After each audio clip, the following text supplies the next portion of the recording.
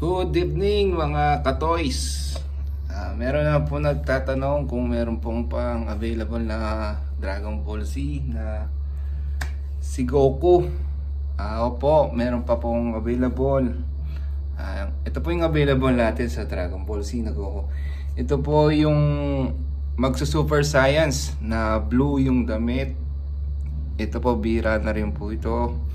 Kasi halos po yung walang damit po yung mga figures na common po ngayon. Ito pong blue na damit medyo kukunti na din po, collectibles na po.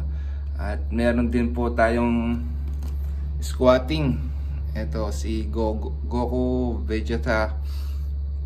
Ito po yung squatting position, and kompleto po yan.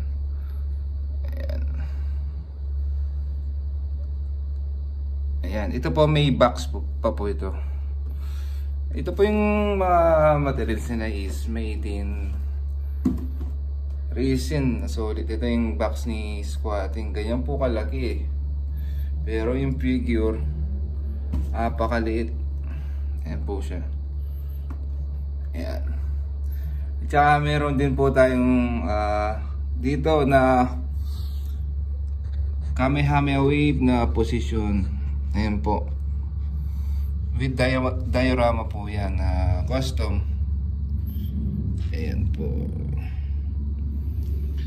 And yung mga iba pa po available dito po. Ayan. Okay mga ka-JC's Toys, bibigay po natin ng review sa nagtatanong po. Tingnan natin po kung ano yung mga appeal niya. Abangan nyo po sa susunod na videos.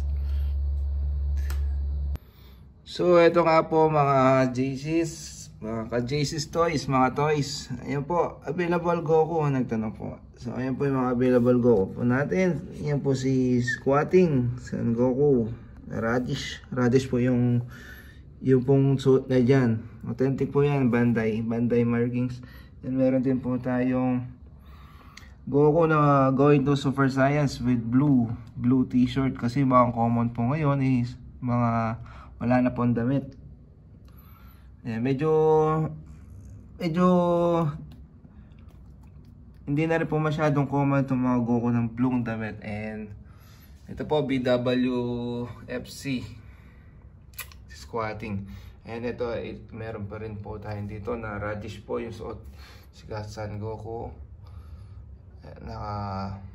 And meron din po tayo